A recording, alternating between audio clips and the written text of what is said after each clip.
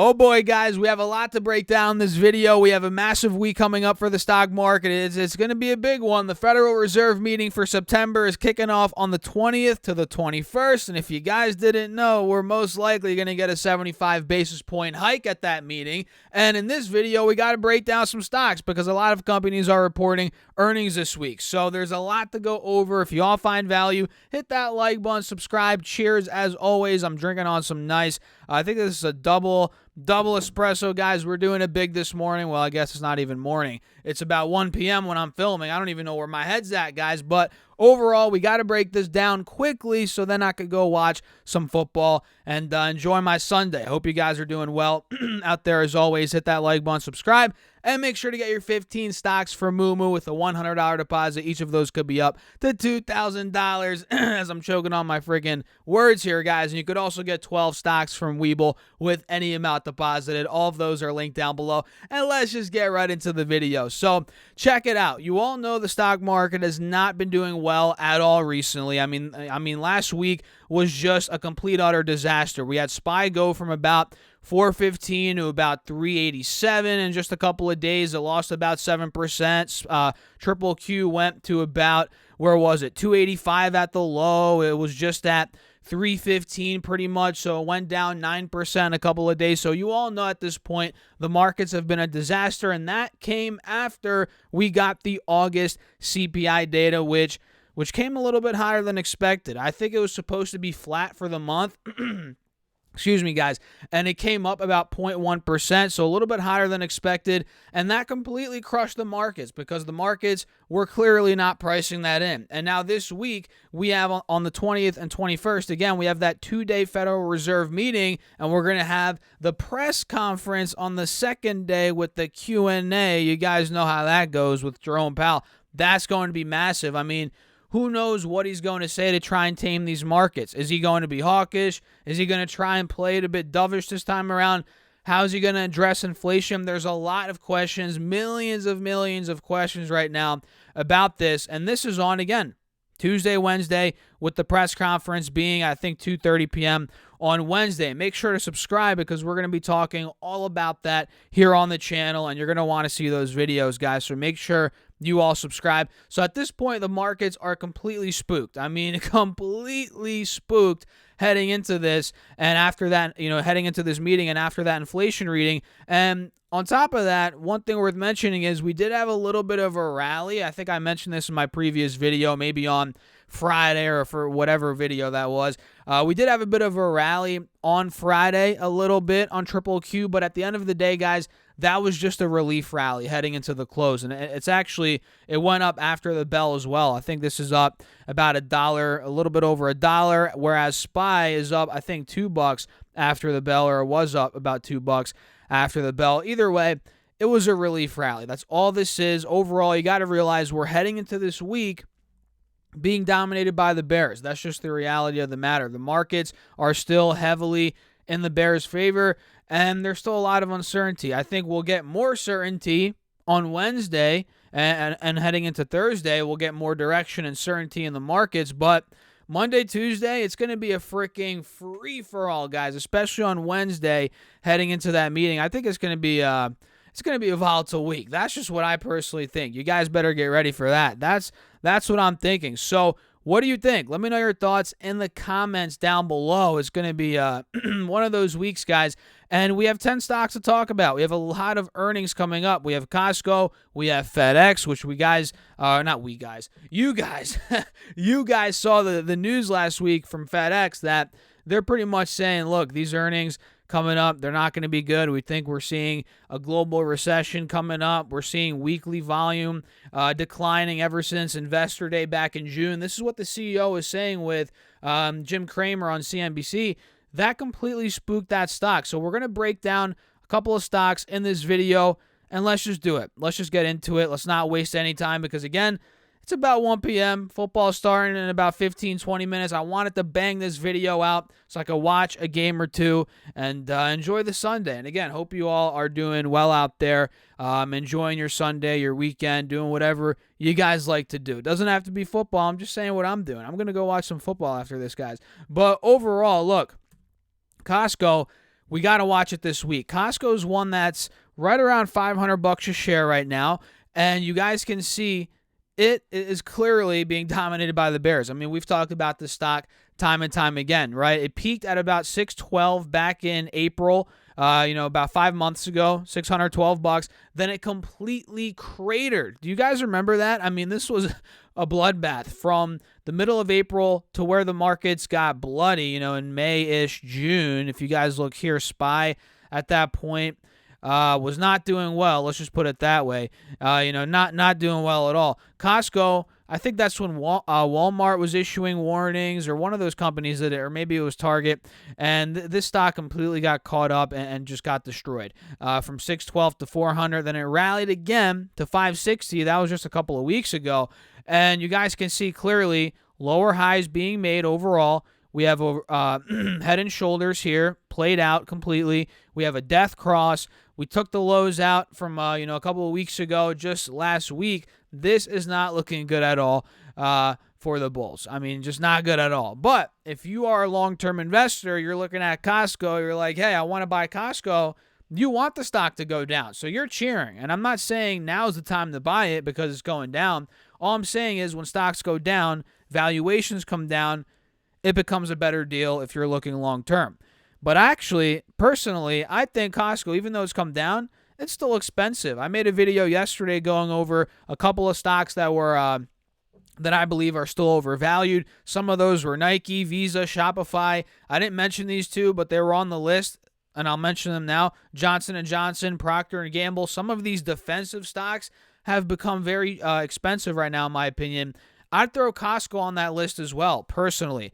I'd think Costco would be a deal probably, under 400. I mean, you might look at me crazy, but you were looking at me crazy. Some of you were, at least, when I was saying that about Adobe. And now look at where Adobe is. It got destroyed, and I think Costco now at about $500. I'm pulling it up here on my iPad, guys. Give me a second. If you all are finding value, as always, hit that like button. Make sure to subscribe. It helps me out overall in the algorithm. Right now, Costco's P is a 40, guys. 40P, 0.7 dividend, 220 billion market cap.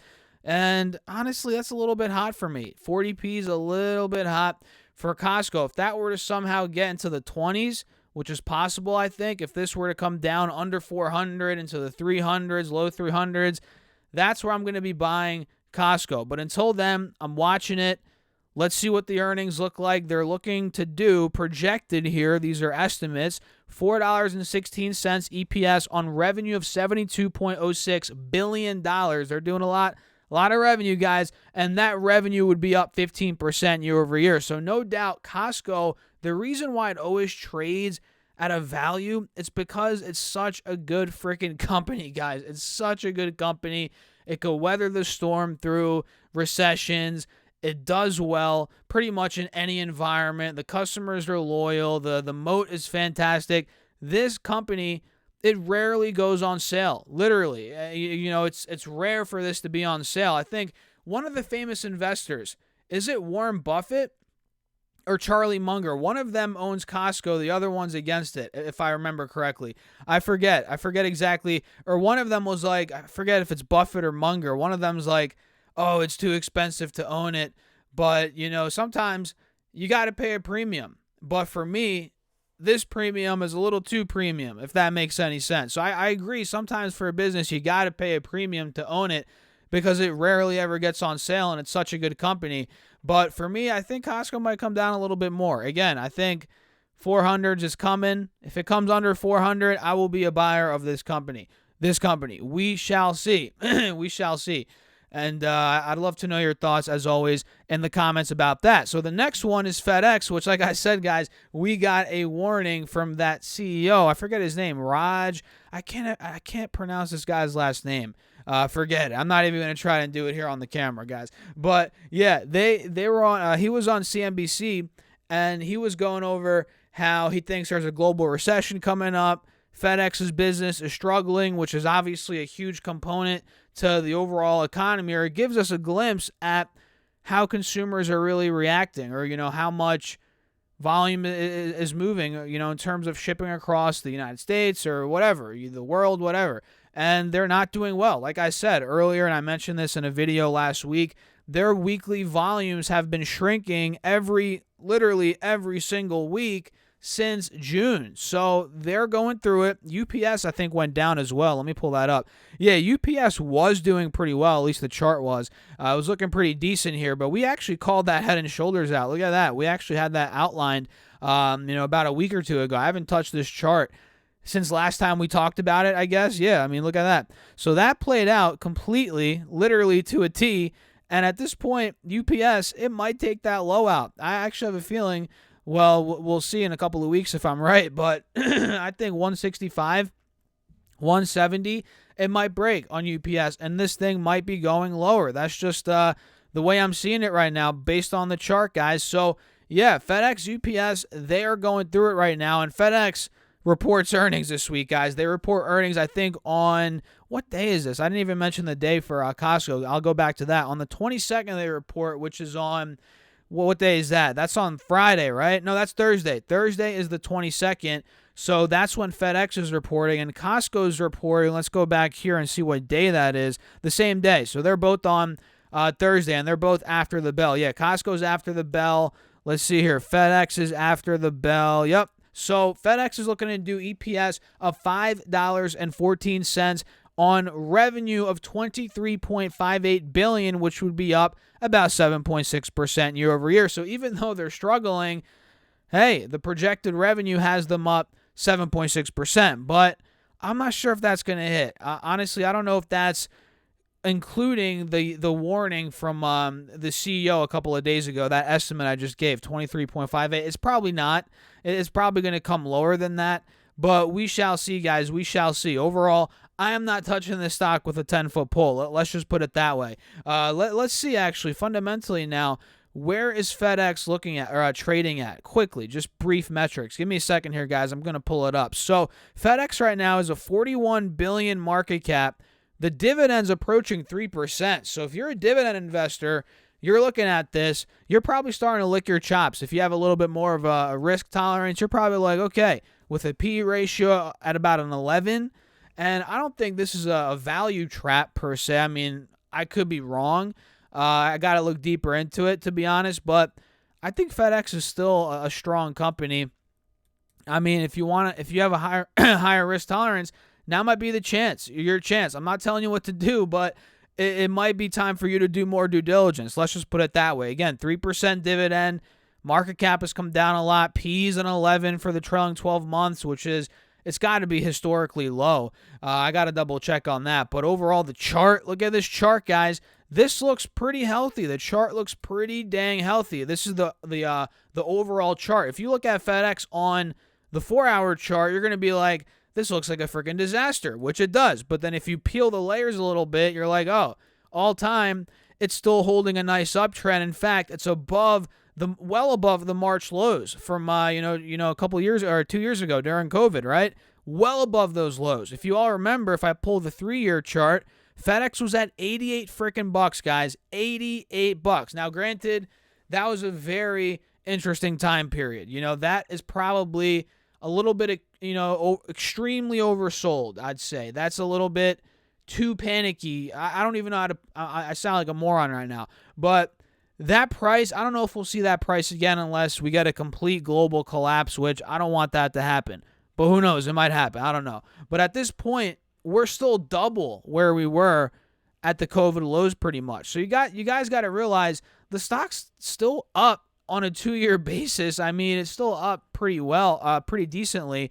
So this looks like it could be an opportunity. Now, am I buying it quite yet? I'm not yet. But if we start to see a clear reversal, I'm going to look at it more from a technical perspective. I might start putting some money in here. We shall see, guys. But I have a feeling it might get worse before it gets better. We'll see. I could be wrong, but we shall see. Another one that I'm looking at for this week is Darden Restaurants, which you guys know this company. Maybe you don't.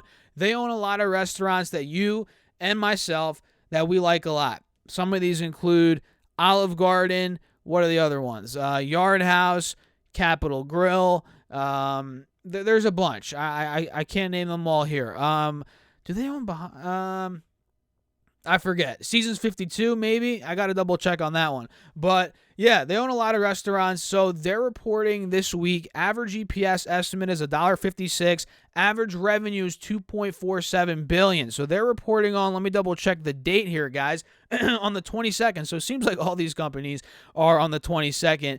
And what we're noticing here technically is we have a bit of a wedge, right? You guys see that? We have a wedge. Lower highs are being made, higher lows, and we actually closed the week on a decent move. I'd say it was a pretty decent week for Darden last week, considering the markets got destroyed.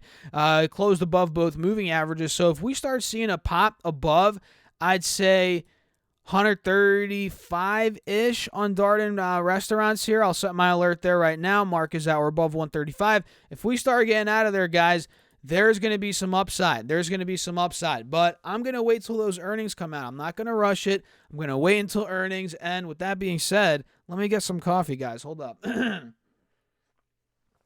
Whew, I needed that. And by the way, if you haven't gotten your 15 stocks for Moomoo yet, use that link down below. Deposit at least $100 and boom, you get 15 stocks each up to $2,000. You could also get 12 stocks from Webull with any amount deposited, and all those links down below. They help out the channel, guys, and I appreciate you all. As always, cheers to you watching. You guys are awesome. So let's run through these. Darden, $135 alert. Boom, we set that. We also have AutoZone this week. Let's pull that up. AZO is the ticker. This chart looks a little weird, I'd say. I mean, it looks pretty good considering a lot of charts look like crap right now. It looks decent, but look at where we are right now. I think we're at about $2,100 a share. All right, we have, did we gap up above that? No, we didn't. There's no way. That's probably a glitch. I don't know. It says we ran up to 22.50 after the bell on Friday, where it closed at 21.60. That looks like a bunch of BS. But overall, AutoZone is right at a big resistance right now. 21.50, $2,200, and we have kind of an ascending triangle, and we're right in between the moving averages, sandwiched between them. So I'm gonna set my alert here at about, let's say, 2,200 a share. We'll see where it goes from there. If this takes out 22.50, we might be going for those highs, the highs from a couple weeks ago, which were right about, in the middle of August, right around 23.60, 23.50. That's where I'm watching AutoZone. They're looking to do EPS of $38 on revenue of $5.15 billion, which would be up about 5% year over year. And realize, guys, these are all estimates. These are not, for sure numbers. They could come a lot lower than this, higher than this, who knows, but these are just estimates. So those are a couple companies that are reporting this week. I think there's one more on the list. I think it's General Mills, which this chart looks pretty good as well. This is kind of a defensive stock, more of a value play. A lot of money's been pushed into this. Clearly, you guys can see it's up from the middle of March to now about 20%, and that's not including dividends, which I'm assuming they pay a nice dividend. I haven't looked at it recently, but they report earnings this week as well. They are on the 21st, which is on Wednesday. They're in the morning. Yep, they're looking to do EPS of about $1 on revenue of $4.72 billion. And look at where it closed on Friday, guys. Right under the moving averages, right around 75.6-ish dollars. So I'm actually going to put my alert there now. Mark is at or above 76. Why did it not go? It did not register my alert, guys. Hold on a second. Mark is at or above 76. All right, it's not working today. It doesn't want to set my alert, guys. It's okay. But overall, we're watching General Mills. Keep your eyes on it. We have CRM, which is Salesforce. They have their investor day on Wednesday. And if you guys didn't know, they reported earnings, I think, a week or two ago, or more than that, actually, almost a month ago. Sheesh, almost a month ago. So that's a while ago, and I think they didn't do that well. Or maybe their guidance, I got to double check. I don't want to say for sure. But overall, even if they did well, the stock's down from their earnings report. It's down. It actually just hit a fresh low, under $150 a share just a couple of days ago. And CRM's not one that I've really seriously ever considered investing into as a long-term investment, but who knows? I mean, at this point, it is down a lot from all-time highs. It's pretty much cut in half, and that's not, that's not, what am I trying to say here? Just because the stock's down 50% doesn't mean you got to go buy it, but I might look deeper into it. Let's just put it that way. I might look deeper into it. We have, again, Investor Day coming up here on Wednesday. And, of course, the Fed meeting, Jerome Powell is going to completely overshadow Salesforce's Investor Day completely. But I'm still going to, tune into it. Maybe we'll talk a little bit about it here on the channel. So what other stocks do we have? I'm pretty sure we covered most of them. We have some Trip.com's reporting this week. Maybe you guys don't track that one, but they're reporting. You might as well put it on your radar. They're on the 21st. They're after the market. This is ticker symbol TCOM. You guys can see this chart doesn't look all that bad. We have clear resistance over the past couple of months at about $31. Right now, we're pretty much holding an uptrend, kind of, in the mid-20s, and we've been making higher lows for a good couple of months. I feel like we might have upside here, upside potential. Maybe we fill that gap towards 28, 29, 30, depending on these earnings, and that's, it's going to be a big day on Wednesday when they report. Another one is ACB, which is Aurora. You know what? I don't know if I could say it. Maybe you don't know what, but look up here. It's a stock that's a penny stock now. I mean, crazy thing, guys. I used to own this stock. I forget when. I mean, I think I bought it years ago. I think 4 years ago, and I held it, and I got completely obliterated. I mean, sheesh, I got destroyed on this stock, guys. I'm talking down 80%, 90%. I mean, these Mary Jane stocks, let's put it that way. These Mary Jane stocks were a complete freaking bubble a couple years ago. You guys probably weren't watching YouTube, but believe it or not, in 2018, that's when I started my channel. I think, that year. And that's when I started my YouTube channel, pot stocks, they were ripping like no other. They were the talk of the town. You guys remember in 2020, everybody was talking about Kathy Wood or this, that, the third. In 2018, it was the pot stocks. But the thing is, if you made videos about, those stocks, I don't think of anymore. It's the same, but who knows? It might be. You'd always get not a copyright, but you'd get a strike on your channel. You'd get demonetized. You'd get whatever. So I kind of stayed away from talking about them. But I bought one, and it was this one. And, I got destroyed. And luckily, I didn't put a lot of money into it because, like I preach on the channel, and I was following these principles 4 years ago, guys. When I'm dealing with crappy stock, well, I don't want to say crappy, but, well, maybe I knew it was crappy and I wanted to gamble anyway. But when I'm dealing with stocks that are risky, I only put a small amount of money. That's the way I look at it. And with Aurora, that's exactly what I did. And luckily, that's what I did because I lost my shirt on it percentage-wise, and I forget how much money I even put in it. Maybe like $2,000 or $1,500 or something, and I lost it all. It's gone. And, I sold for a massive loss, and that's that. So with that being said, guys, I might as well just end off the video. If you all enjoyed it and you stuck till the end, hit that like button, subscribe. Check out my Patreon, link down below if you want. And if you haven't gotten your 15 stocks yet, I don't know what to tell you. Use that link down below or go to stocksurfest.com/Mumu, deposit at least $100, and they upped the ante. It was 13 stocks. Now it's 15 stocks. So if you want those, link down below. You could also get 12 stocks from Webull, also link down below with any amount of deposited money into the account. And then if you don't like the accounts, guys, which both of these brokerages, I like them, you could just take your money out and you keep the free stocks. All that is linked down below. Cheers. I'll catch you guys in the next video. Peace out.